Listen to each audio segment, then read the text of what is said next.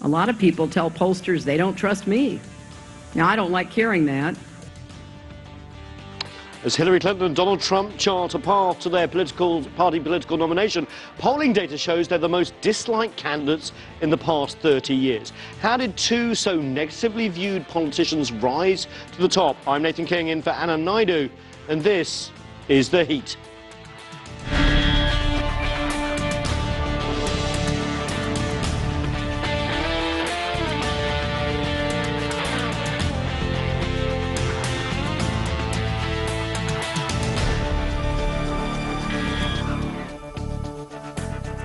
Hello. The next stop on the race for the US presidency is the political party conventions. First, the Republicans will meet, followed by the Democrats. At these conventions, they'll formalize their nominees, presumed to be Donald Trump on the Republican side and Hillary Clinton for the Democrats.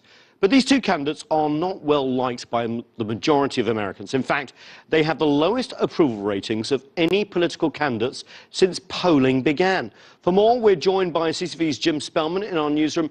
Jim, what do the latest polls say about the leading candidates? How are they faring? Well, Nathan, after a pretty rough primary on both sides, the polls now show Clinton leading Trump. Let's take a look. Averaging together several polls conducted in the month of June, Hillary Clinton leads Donald Trump by almost 7 points. That's a pretty sizable lead. When we factor in the third-party candidates running in the Libertarian Party and the Green Party, Clinton still leads by about 6 points. Those third-party candidates seem to take votes away from Trump and Clinton about equally, at least at this point. Those numbers are not unusual. What's shocking is how much voters dislike both of these candidates. Take a look at this. 60% of registered voters have a negative view of Donald Trump, while only 29% have a positive view. By comparison, only about 30% of U.S. voters have a negative view of President Obama. Hillary Clinton does only slightly better. 55% of voters see her in a negative light. Only 33% have a positive view. But her numbers have actually gotten worse as the campaign has gone on, and this is before the inevitable onslaught of negative ads against both candidates that will hit the airwaves soon, Nathan.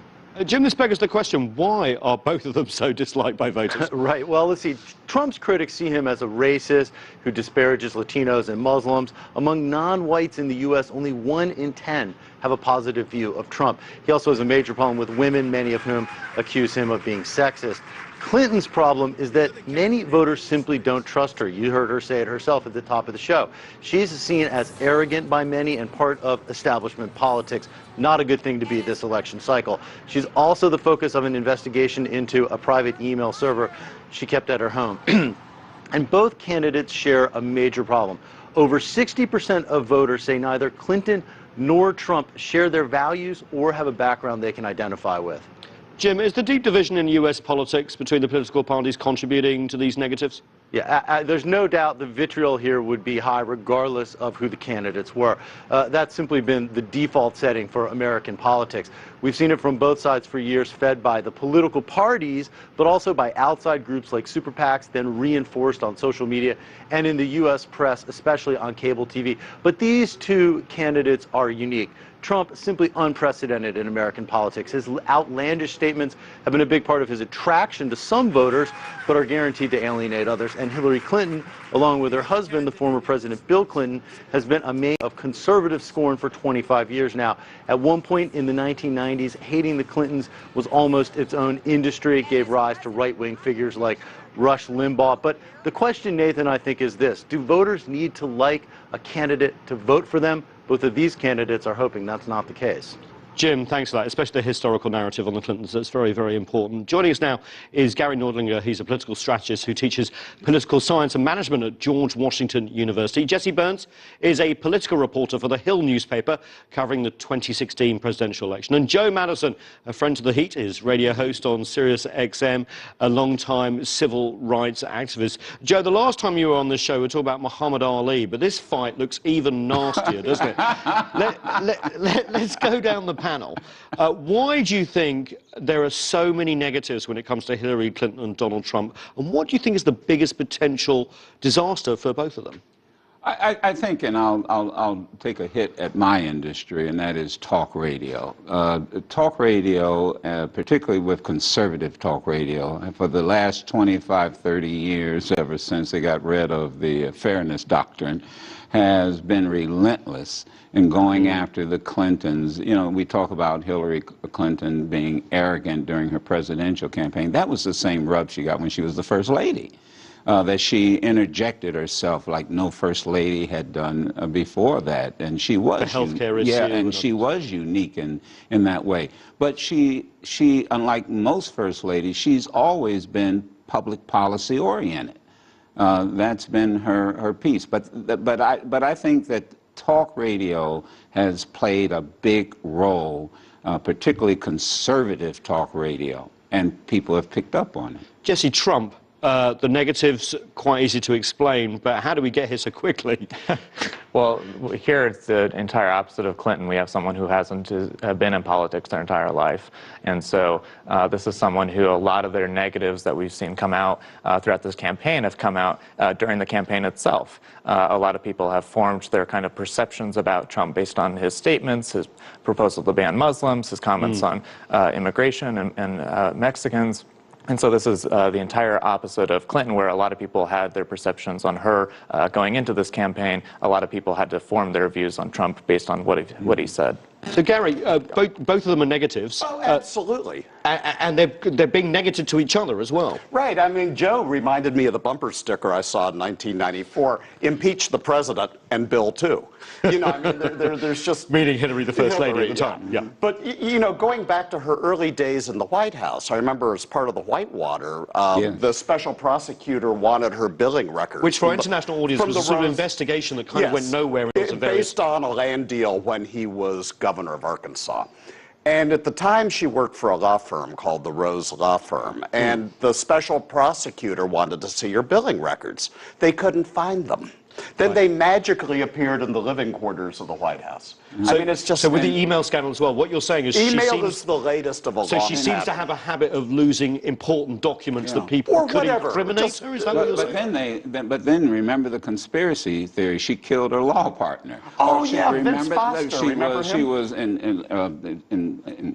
involved in his murder somehow. But can I just bring this down to earth? Because none of this is true.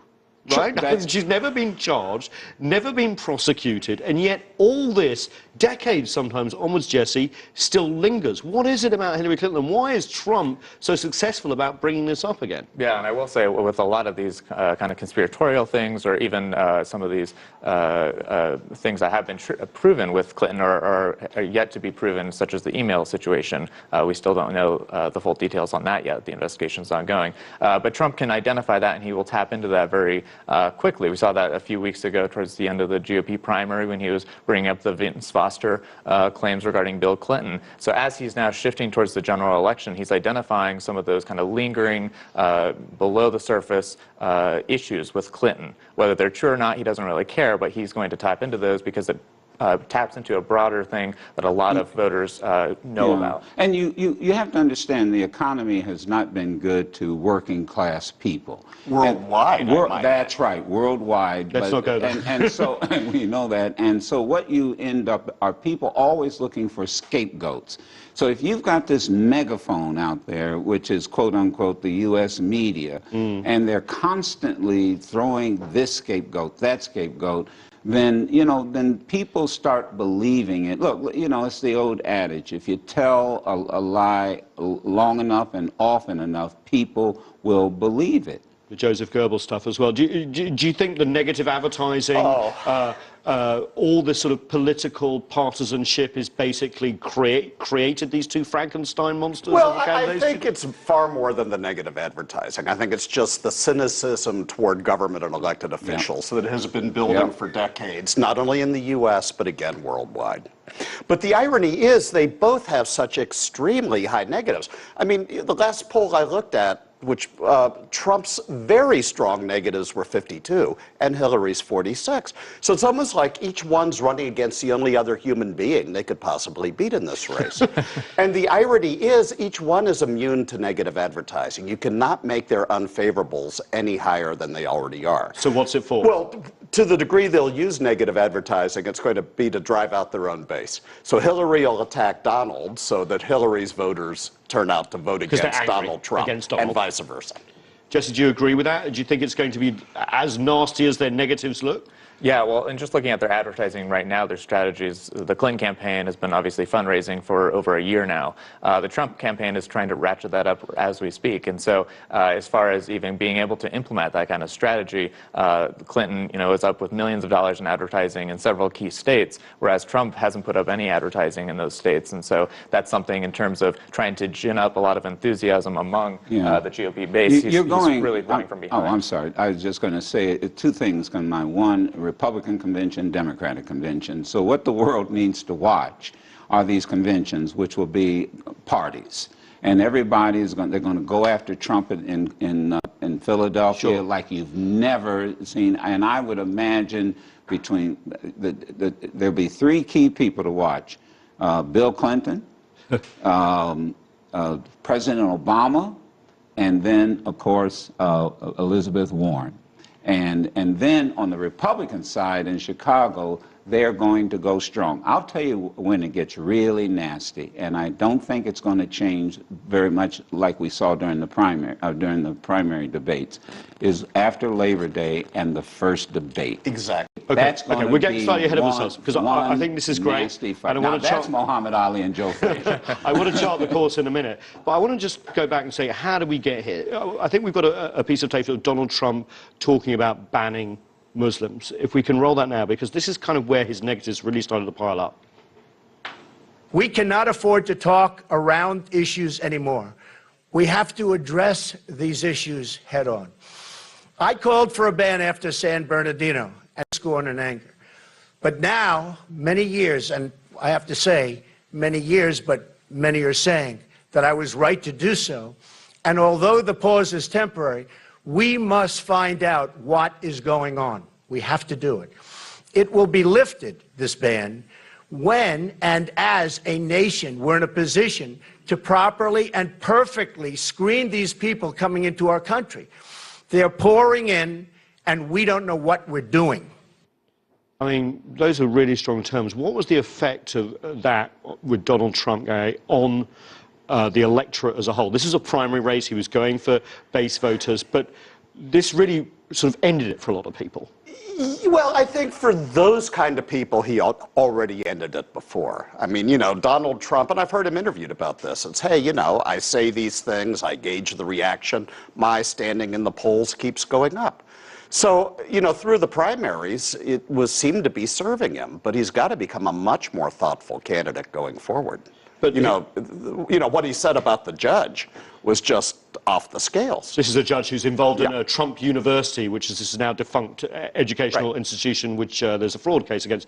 Jesse, the Muslim comments, the comments on the judge, as you quite rightly pointed out, Gary, and some comments that could be seen as misogynist have kind of led to negatives of 70% against him with women.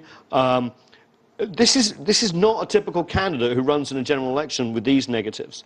Absolutely not. And we saw for several weeks after the Republican primary ended in May, a lot of Republican leaders, a lot of GOP strategists coming out and essentially publicly saying, Trump, why are you doing this? Why are you continuing to stand by this Muslim ban? Why are you continuing to have disparaging remarks on certain minority groups? And that is something that it seems like the candidate is only now, if he is, starting to acknowledge and realize in a softening of the Muslim ban and firing last week his campaign manager, showing that he wants to some extent go in a different direction. But this is not happening, is it? Sorry, I just want to butt in here, Joe. You can go in a second. But we've got a tweet from Donald Trump. He's very good at tweeting on social media. Appreciate the congrats for being right on radical Islam. I don't want congrats, I want toughness and vigilance. We must be smart. This was hours after the worst mass shooting in the United States in Orlando. Joe, just pick this up. Social media is sort of driving this as well, and Donald Trump's a master at it. Oh, social media is driving everything now, to be quite candid. It even drives networks and cable TV for the most part. It's now an integral part of our news media. But I just have to tell you, Donald Trump has insulted everything, everybody. I'm just sitting here trying to think of all the demographics. I mean, here we are, a country getting ready to celebrate the 4th of July. A unique Independence Day. Independence Day. Sorry. And I apologize for what happened to your country, but the reality is we won. Different show. Different show. But we pride ourselves on being this melting pot, of being this salad. But he has insulted, even to the point now, he's insulted Native Americans. And, you know, to sit there and call a sitting senator Pocahontas, and he thinks that that's funny. Elizabeth Warren. Yeah, I mean, look, let me just be straight up with you. He's a thug. He can't help it. He's a New York real estate mogul thug. Joe, you're playing into negative territory here as a talk show host. But he's a thug. No, but I understand that. But you tell me, any of us sitting here, what has he said that is redeeming about women, about Hispanics, about Asians? He sits up there and refers to them as Orientals. I mean, that's furniture. That's not human beings. Your point is well said, Joe. Yeah. Jesse, what politically does he have to gain with this strategy? Because there are some people, and this is a thought not just in America, that say, we're glad he's not politically correct. Mm-hmm. We can't say these things in our own neighborhoods, and he's saying it. Does he have a point here, and do people follow him as a result? Well, of course, yes. People are going to be following him in all the parts of the world if, you know, as the major, one of the major presumptive nominees of a major political party in the U.S. But in terms of votes? In terms of votes, you know, it's hard to, for the Muslim ban, for instance, you know, he took a lot of credit for that himself by saying, you know, oh, I had to propose this Muslim ban so we could talk about Islam, we could talk about radical Islam, taking credit for that after President Obama then, you know, spoke out and Hillary Clinton then used the phrase radical Islamism. So that's something that he's going to, you know, he's going to speak his mind and he's going to worry about the political consequences. Are there later. enough votes in going this negative, alienating group? Absolutely. 4 months. Oh, I'm so upset you said that. 4 months is an eternity in presidential politics. Overnight can be a What Trump can't do, he cannot become another homogenized focus group candidate. Then he loses. You mean like Mitt Romney or he cannot. John McCain? Then he loses the spontaneity that attracted to him to begin with. But he needs to be more thoughtful. He needs to How do you think do that? through Because he before tries and then he fails. But he already seems to be getting better at it. I mean, you know, since the judge remarked, he's been using teleprompters. And I can't think of anything. He's also slipped 10 points in the poll. Oh, but there's a combination of things. If he starts being thoughtful, you're going to see these polls bouncing. Let me finish, Jim. You're going to see these polls bouncing around between now and the presidential debates. I'm not trying to make you out to be the bad guy, but you see a lot of benefit in this sort of negativism, I don't negativity. see any benefit to the civil discourse in the United States. But listen, the guy beat 17 A-team Republicans for the most part. So there's got to be something out there that people like they about were 17 of the weakest, dumbest people the Republican Party could have. I presume you're not a Republican. No, I'm not. That they could have. I mean, Ben Carson had no business out there. Right. I mean, when you look at it, and I think, and I'm not disagreeing with you. He's right on with his base. There's no ifs, ands, but you can say things in primary votes to win a state.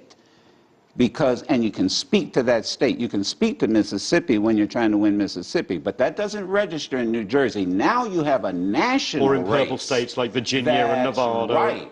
And so now you have to appeal to the nation.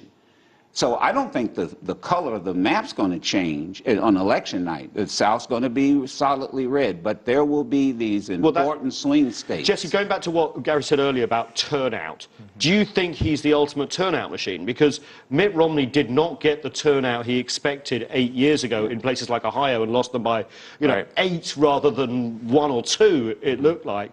Could Trump turn out? I mean, we've seen this in Brexit vote referendums, for example. Absolutely, yeah. This negativity working. Right. There are a lot of demographics where Republicans traditionally, this election cycle, are looking at maybe they have access to. Blue-collar, even Democrats in some states like Ohio or in the Midwest there, that are traditionally turned off to Republicans, where Trump has kind of tapped into some type of populist view and, blasting these trade legislation, blasting NAFTA today, saying that he would potentially repeal that. Trade deals are unpopular, yes. That's something that most Republicans, that goes against party doctrine, and that's something that they haven't, touched in recent years. But Joe, and I know you're itching to get in on this, but no, because you made some very solid points. But Trump turning out his vote also turns off so many other groups. Well, look, this is a street fight. I think we can all agree, this is going to be a ground game. And what you said is absolutely right. He will turn out that disenchanted voter, that person who's mad at not only at the establishment.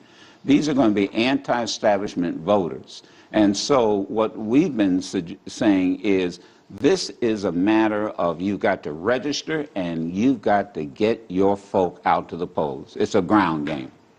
Can I just flip the tables a little bit, because we talked about Donald Trump for a while, Hillary Clinton.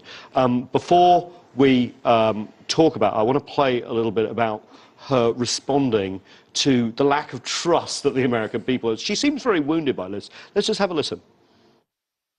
You hear 25 years worth of wild accusations, anyone would start to wonder. And it certainly is true. I've made mistakes. I don't know anyone who hasn't. So I understand people having questions. Maybe we can persuade people to change their minds by marshaling facts and making arguments to rebut negative attacks. But that doesn't work for everyone. You can't just talk someone into trusting you. You've got to earn it.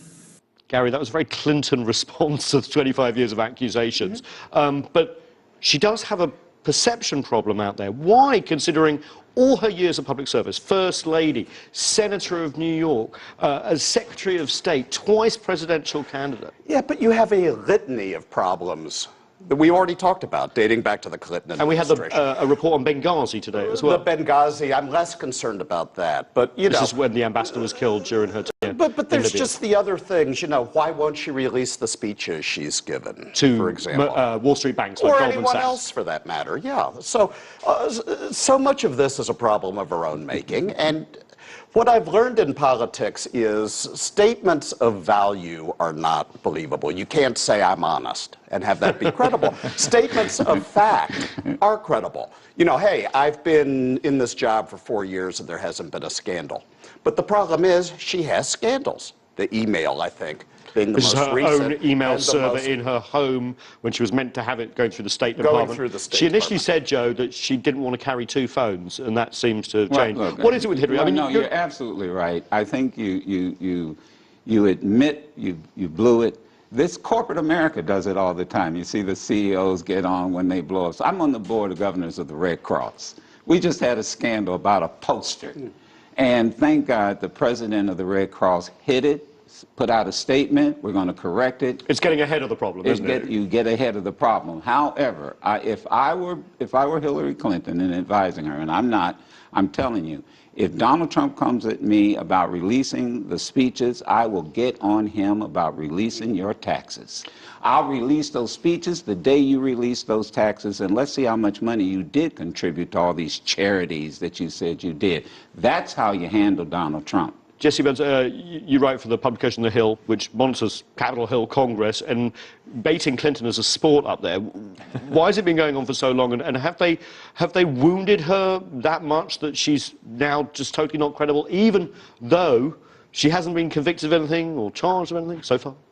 Well, yeah, it's a battle of perceptions, of course, Yes. all this political stuff. And there are those, looming factors. The FBI investigation to her email, we don't, that hasn't concluded yet that we know of. And so there's certainly those external things that are out of the control of Donald Trump, for instance. But But in terms of messaging, he is going to, it's very easy for him to just focus on the perception of doing something wrong, even if it's not proven. The Benghazi report today is a good example of that. An 800-page report, and Trump, oftentimes refers to Benghazi saying, she's guilty, she left the ambassador there to die, or that kind of language. Which the report says nothing like it, of course. And yeah, and the report, of course, providing more details, more narrative surrounding what actually happened, the administration's response. But as far as a smoking gun that Trump can use, he's not so worried about that. He's going to use his own Sorry, you want remarks. to say something, Gary? No. Well, I want to just wheel it back because we've only got a few minutes left.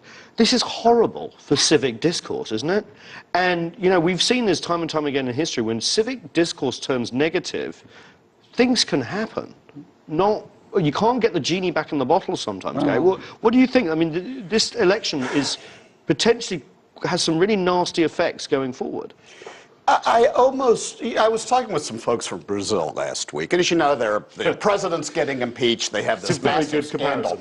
And the guy flat out said, the good news is it's finally gotten so bad that we're really going to have to do something about it in terms of rebuilding confidence in government, rebuilding civic trust. I would imagine among the Republicans, they are going to have to do some soul searching in terms of how did a Donald Trump manage to become their nominee, for We got more example. votes, I mean, by going negative. Yeah, but I got to tell you, I'm sitting here fuming. 8 years ago, almost 8 years ago, you want to talk about negative? When we referred to this president as a primate. 8 years ago, when we sat up here and questioned whether this man was even a U.S. citizen in the birther movement.